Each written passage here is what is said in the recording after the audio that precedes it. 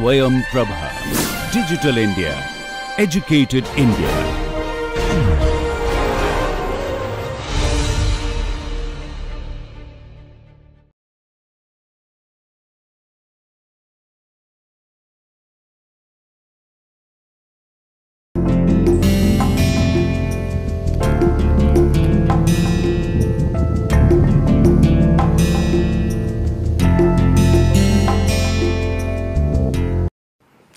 Let us now explore non-naturalism. We have been talking about naturalism, and in contrast what is non-naturalism. Let us explore what do we mean by non-naturalism when it is written as being a break in the universe. Now, if you take a look at the screen, that well, when we call non-naturalism a break in the universe, what does this mean? Well, as we knew that naturalism subscribe to understanding moral properties or understanding value properties in terms of natural properties.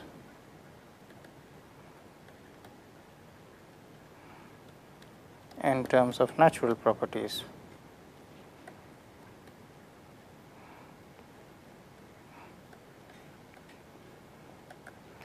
And non-naturalism was, well, making value judgments independent of moral properties. So, somewhere there is a disconnect between the world out there and moral properties that the naturalist perhaps fails to see. Now, let us take a look. Now, non-naturalism, when we talked about naturalism, we talked about how we took utilitarianism or hedonism as a case study, as a standard example, that well, if something that promotes happiness and happiness is desirable, therefore, anything that promotes happiness which in itself is desirable is a good, and contrary to that, anything that promotes suffering and suffering is undesirable, and therefore, suffering is bad. That was the simple logic of a naturalist. But now, let us look what currency or what weight does the non-naturalist have. Now, let us argue this metaethical debate between naturalism and non-naturalism from a non-naturalist's perspective. First, this naturalism versus non-naturalism debate is significant in the moral domain, but also has its ramifications in other domains. For now, we will keep ourselves restricted to how it is affecting the value debate. Now, what does it take for us to make a moral decision, a value decision? If we are describing what our likes or preferences or satisfactions are, or our aim for happiness is, we are and basing this paradigm for our value framework, then we are perhaps naturalists. But now, let us take a look at this rather closely. What is it that we desire? What is it that makes us happy? Now, if we are talking about say very fundamentally biological comforts of food, shelter, safety, well, these are essentially natural properties and natural phenomena, and therefore, the naturalist puts forth that these are preferred over insecurity, insufficiency of food, or ill health and lack of shelter, what we have frequently referred as essential requirements for human life, even animal life. Now, this is how the way the world is. Is this how the way the world ought to be? Now, this is a significant difference in the two questions that will perhaps bring out the difference between naturalism and non-naturalism debate. Let us take a look at the board.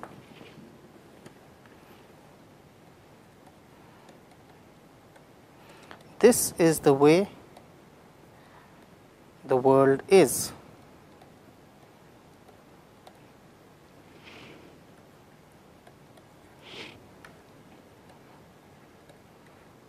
this is the way the world ought to be.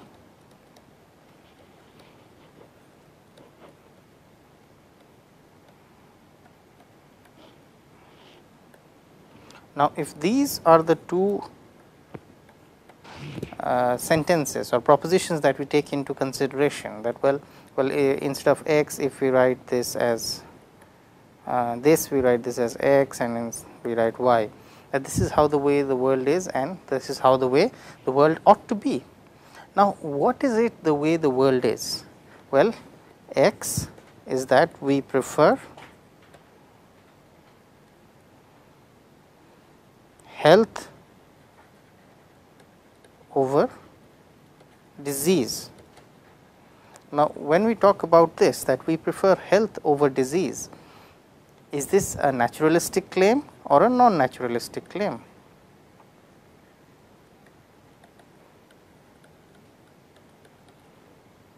Well, definitely it is a naturalistic claim, it is not a non-naturalistic claim.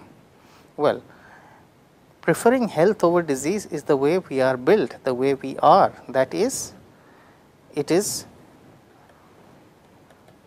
the way we are.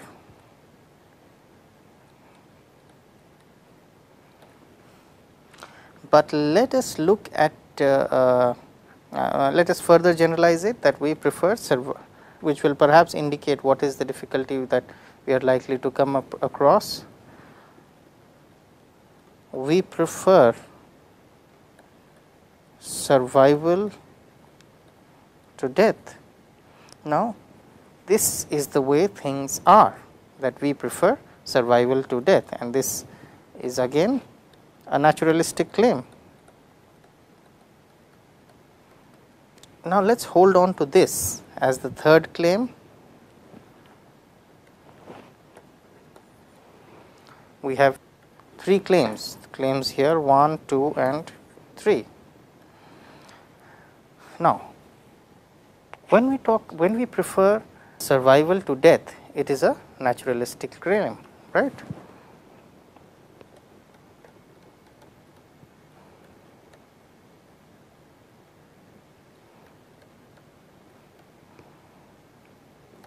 Now, if we prefer survival to death, now let us try to imagine a situation where this is not true. This is not true in the case of say a martyr, a soldier who is out to fight a war and does not care about his own life or her own life. Now, or say a doctor who is operating in adverse circumstances and exposing himself or herself to infections which could be fatal, say in a famine affected area or in a riot or in a war torn country, doctors go in where the operating conditions are far less than what it should be. So, and this makes the operating staff, the medical staff, vulnerable to numerable risks and infections which could also be fatal. Now, in such a case, we see that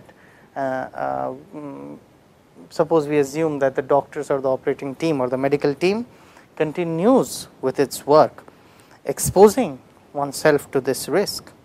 What could be the justification for it? Now, when the reason why I make this claim is that, well, we see that there are numerous counter instances of what is basic naturalistic survival code. Whereas there are innumerable violations of this, if I may call, basic natural survivalistic code.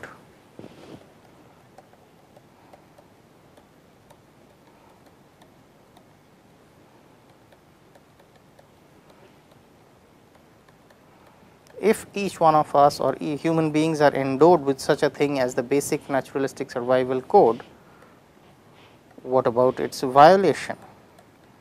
What is the justification for it? Or what could be the justification for it?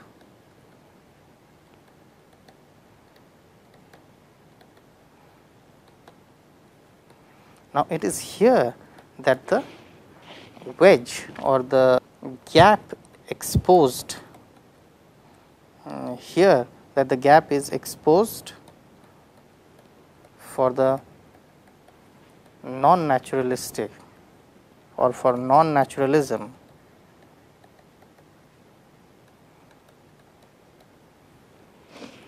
to enter. How do I say that? Well, it is still we are talking about this particular example, well, that each one of us has a basic naturalistic survival code, and the violation for this has been frequently seen throughout the history of human civilization. We took two instances. We took the instance of the soldier fighting, who definitely survival for him would be better to withdraw, and the medical team in a war stricken area with minimal hygiene and suitable medically operating conditions, still going in for their duty. Now, here they are doing something which is clearly a violation of their basic naturalistic survival code. This is an example of naturalism. Why do they do that? Naturalism as a metaethical claim is a description of the state of affairs. It describes how things are, but does it make a claim about how things should be? Now, this is the crucial distinction that we need to keep in mind.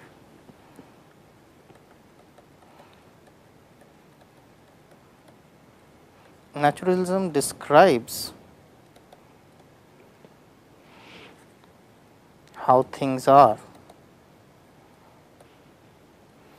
but can we infer from this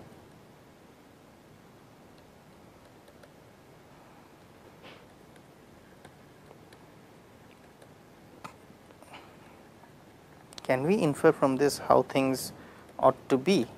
Now, it is this crucial link that is questioned by the non-naturalism, that well, naturalism on the whole describes how things are, but from this can we thereof infer that how things ought to be? The non-naturalist's answer is no. Human behavior has numerous exceptions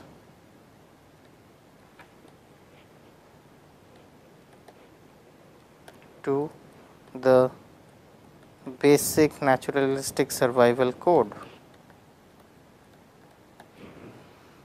Now, these exceptions infer that there is another paradigm. These exceptions may be taken as to infer that there are other paradigms to arrive at moral decisions, and these paradigms, whatever they may be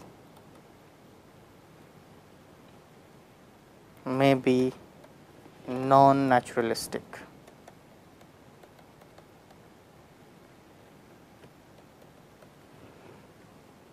So,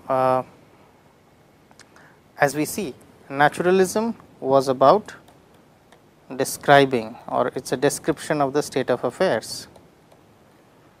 Non-naturalism was about prescription or prescribing the right thing to do.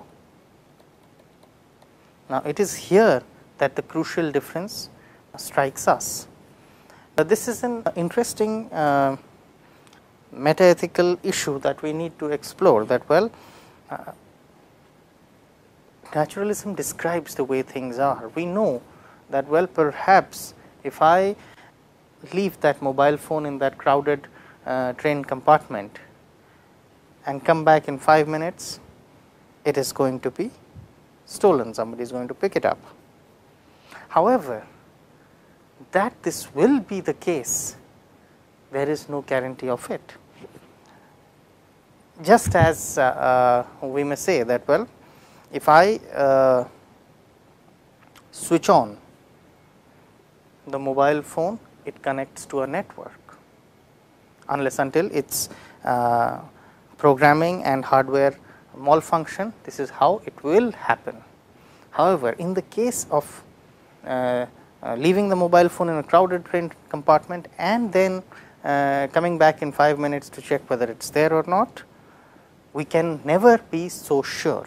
Why can we never be so sure? Now, I am taking the non-naturalistic philosopher's perspective. Well, we can never be sure because human nature has that break in the universe that we have talked about, that perhaps naturalism gives us our goals, but what actually makes us act is not how we are equipped biologically or psychologically, but also how we reason, reflect, or our values. That we are not a passive recipient of the information or that is all around us. It is rather a proactive assimilation, manipulation, and reaction to what information is available to us. So, the non-naturalistic philosopher makes a claim that, well, the moral domain is a break from the naturalistic domain, that the moral domain is no more continuous to the natural domain. Let us take a look at this. If we have understood all the naturalistic facts about a case, does that, or a situation, does that give us enough credence to predict the normative discipline, right? And this is what makes it different from other disciplines. Every discipline has a normative part, right? What is this normative part? It comes from norms. And where do norms come from?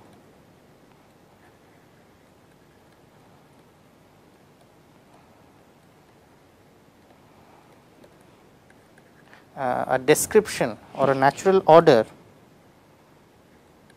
is a description.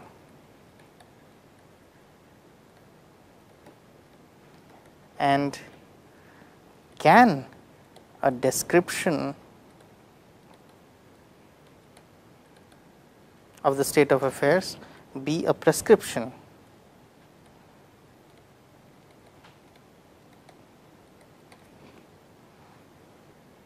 Now, this is where the question is, that where the non-naturalistic philosopher comes in, that, well, as long as there is a description, it is insufficient to explain the goal. Where are we going to go? Now, take a very naive analogy to this. Now, if I describe the road to you and you want to go on a travel journey, well, that is definitely not giving you the goal, that where you would like to reach. Prescription is like the goal, the norms. Every discipline, be it the market system, be it engineering, be it the medical profession, be it research in any field, has to have a set of goals. What is frequently understood or frequently mentioned as the motto, the theme statement, the philosophy of an organization, of a discipline, of a goal, of a subject, of a laboratory, of a project. It is the direction given to it. See, the philosophy of the constitution of a country, that what is the goal, where do we ought to go. Now, describing the way things are is insufficient to arrive at a goal. We have a goal, and a goal that way is not a result of mere naturalistic phenomena all around.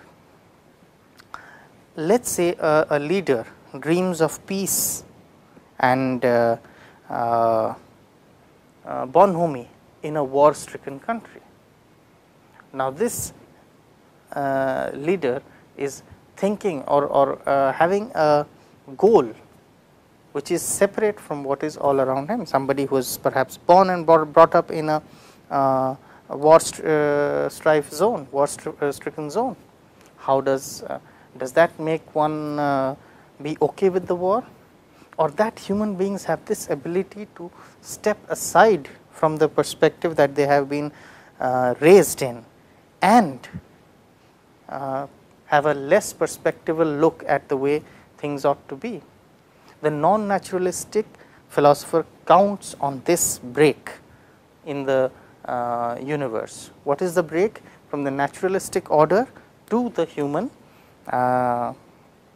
reaction to it. But our reaction is not a mechanistic, determined, continuous chain with the way the world is. So, the non-naturalistic philosopher answers this as no, this is not possible. So, norms have to come from somewhere else, but definitely not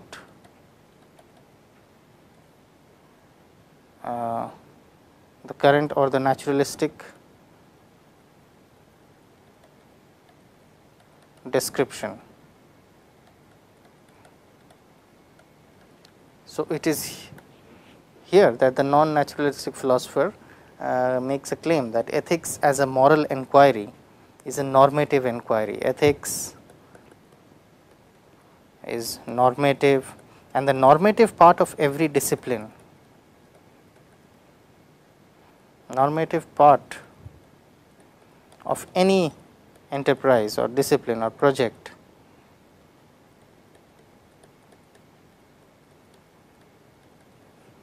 is not a result of what things are,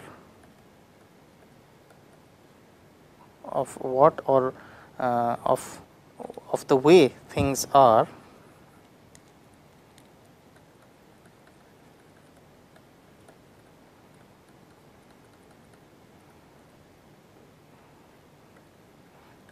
but of the way things should be.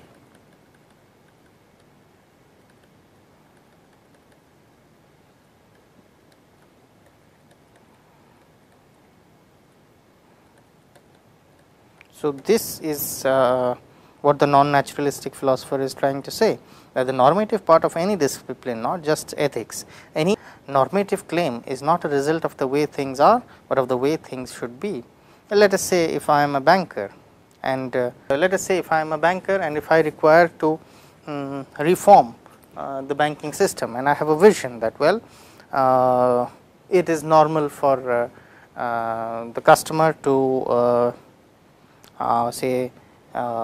wait in a queue for the teller to look into his requirement, or if the teller can use his or her discrimination to decide on which customer to tackle first. Now, these are the way things are, and maybe in many parts of the world that is how things are, but perhaps if the manager or if the banker decides that this is not the way I want things ought to be, I want people to be seated, or a chronology to be followed, or a one-to-one tackling to be done. These are instances where the non-naturalistic break is visible. Now, you can easily correlate and compare this with leadership theories, with management theories, that what is it that makes a manager or a leader different from the rest?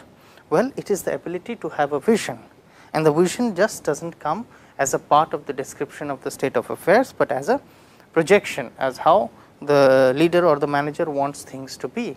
Now, wanting things to be in a certain way can definitely be a non-naturalistic claim. It need not be a result of the environment one is exposed to.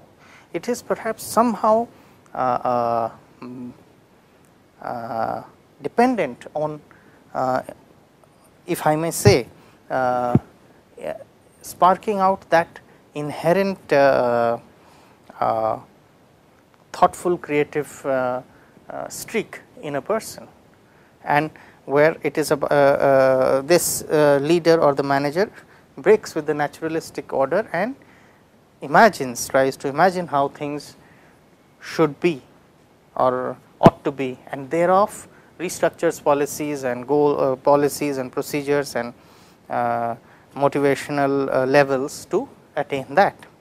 So, ethics as a discipline to a large extent depends on the distinction between the non-naturalistic order and the naturalistic order, because when we try to understand ethics in the naturalistic order, we are actually reducing ethics to maybe sociology, to be psychology, maybe to social anthropology, to culture, to various other natural factors, and thereby there is nothing inspiring or there is nothing prescriptive about ethics or a normative inquiry. So, whenever we are prescribing something or giving goals, it is definitely not a mere act of description. It is an act of having a vision and sharing it with the others. So, ethics, the foundation of ethics as a discourse is a part of every other discourse, or ethics in any other discourse that is found is definitely normative, and normative makes it almost, if you take a look, normative tends to be better explained as non-naturalistic.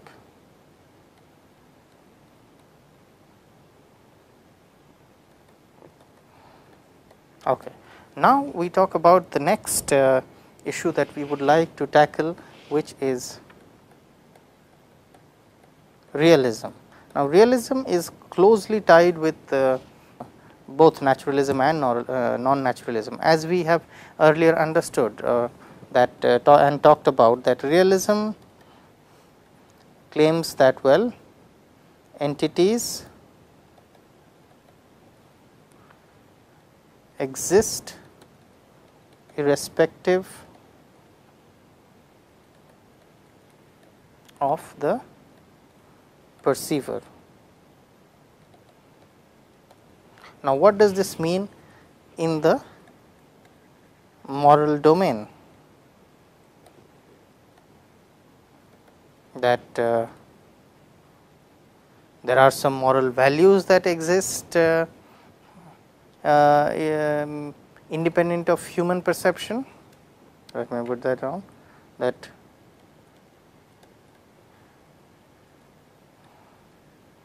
exist independent of human perception.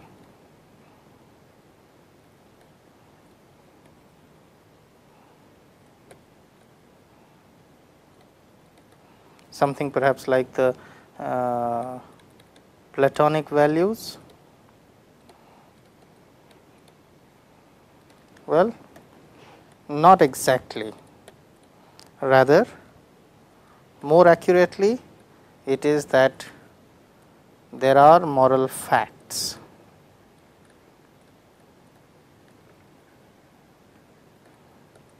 And this is what is meant by moral realism. Okay. Now, having said that, let us briefly go over what is being meant by this. Well, first, when we talked about realism, we talked that realism means that entities exist independent of their perceiver. What it simply means is that, well, this green board over here exists even when I am not seeing it or when anybody is not seeing it. So, this was the realist domain. I mean, it seems to be pretty obvious that, well, things exist even when nobody is there to perceive them. Well, no, on the contrary, the idealists have claimed that, well, everything is either created by the mind or conditioned by the mind. So, we say something like a prejudice, something like an idea, and that say people of community X have Y property. Now, this is almost a prejudice.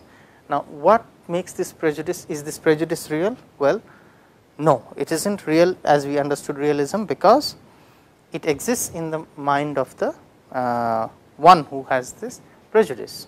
So, idealism goes ahead to claim that, well, these ideas are dependent on the ideator, and there is nothing existing independent of the perceiver.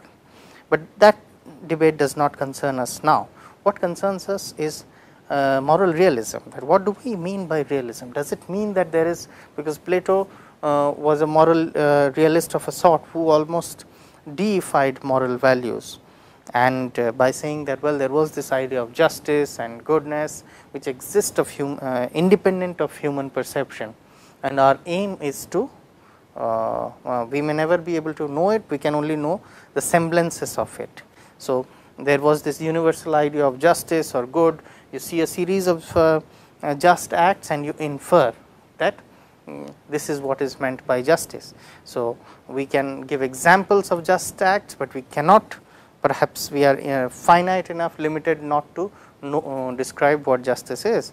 So, that was the Platonic claim, and went further ahead to say that, well, justice, goodness and all these moral values existed independent of human perception. Well, we should not, we do not now go so far ahead to make such claims, which in today's parlance would almost be mythological, of making postulating entities such as the ideal good or justice that exists independent of human perception. Whereas, as we noted on the slide, it was written that, well, that there are moral facts. That is what we mean by a moral realism, that there are moral facts, and as long as there are moral facts, that means there is something objective about morality, and they are not just opinions of agents. So, that is what is meant by realism in the moral context. Now, there is realism traditionally held that things are in themselves and it does not depend or is not perceived by a mind. Now, who are not, let us go into some examples of who are not moral realists, or what is against moral realism. Well, first is the skeptic, then is the nihilist,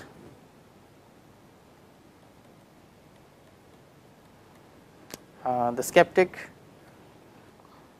questions unendingly about the possibility of knowledge, possibility of moral knowledge in this case.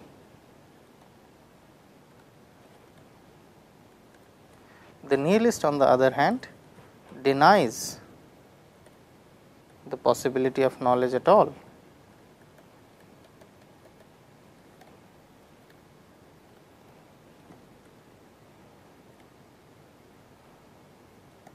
So, when people who schools that make a claim that there can be no objective talk about morality are not moral realists.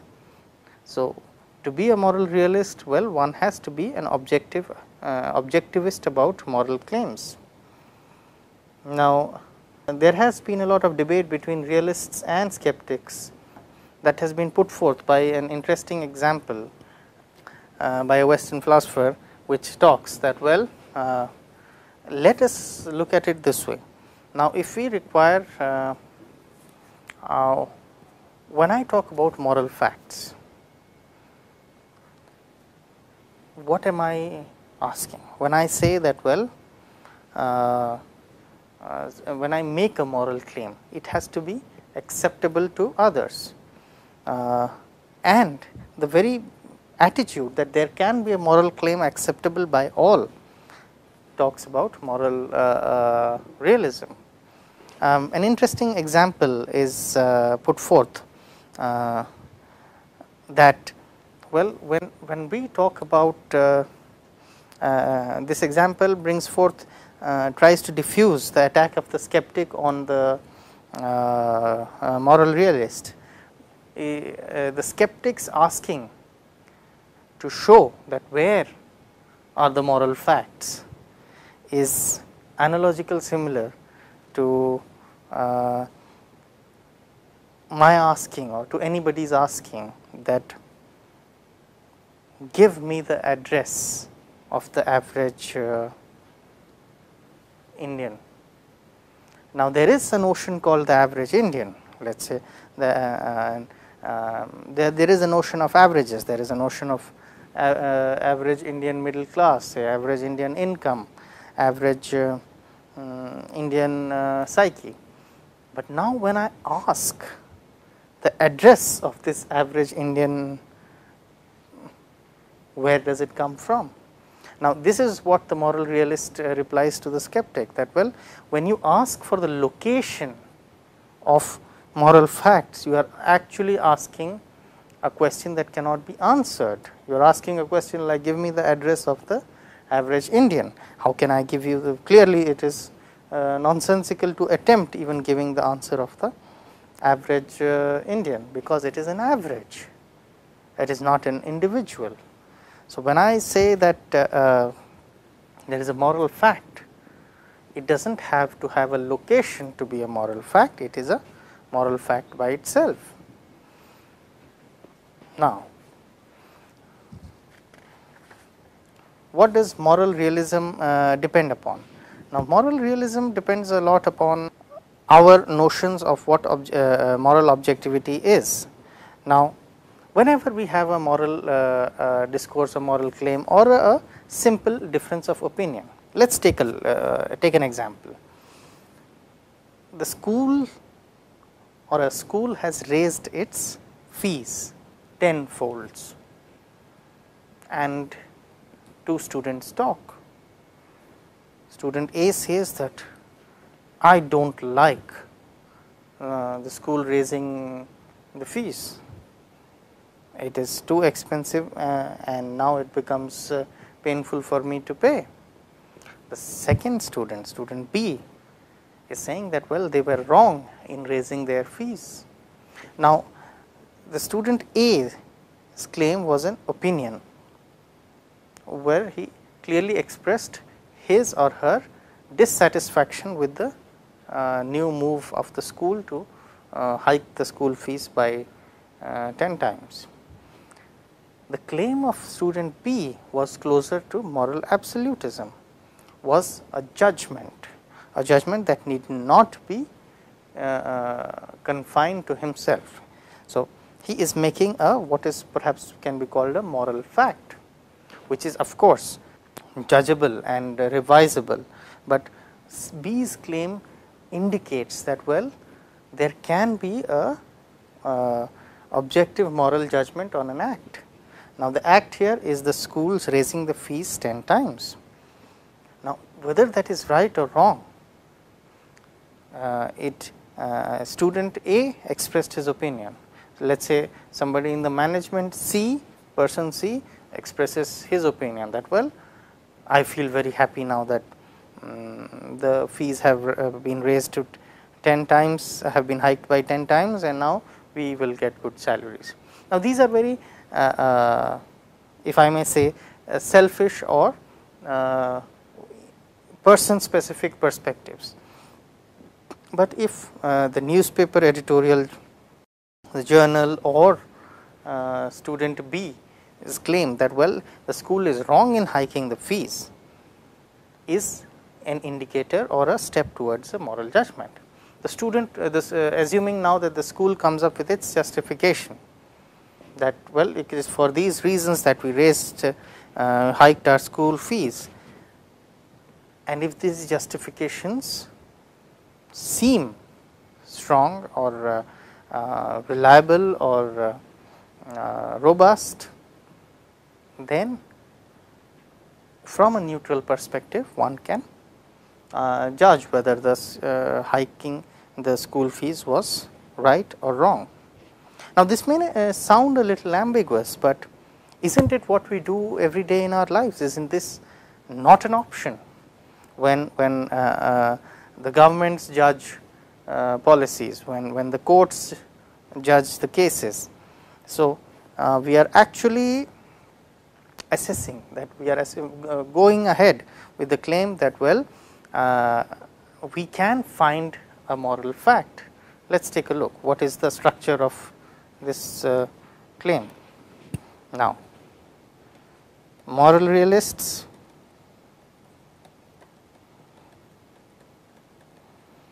believe that there are moral facts. How do we arrive at them?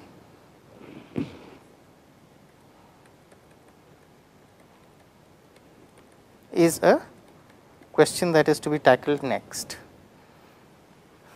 So, most moral realists tend to be fallibilists, that is, they believe that there is a moral fact, but how to arrive is the question. Whereas, someone who is not a moral realist, no moral facts, that means there is no way of arriving at moral facts.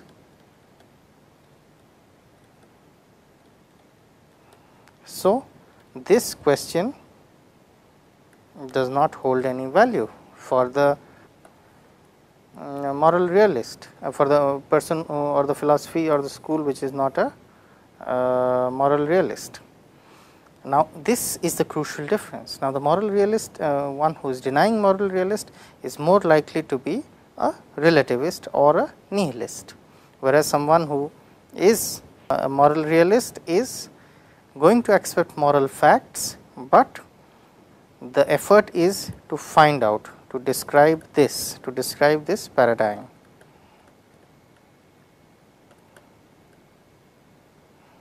To arrive at the claim. So, a moral realist can also be a naturalist, that is to be noted.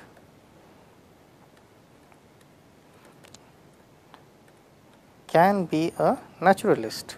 How do you say that? Well, a moral realist can be a naturalist because this paradigm is answered by naturalism.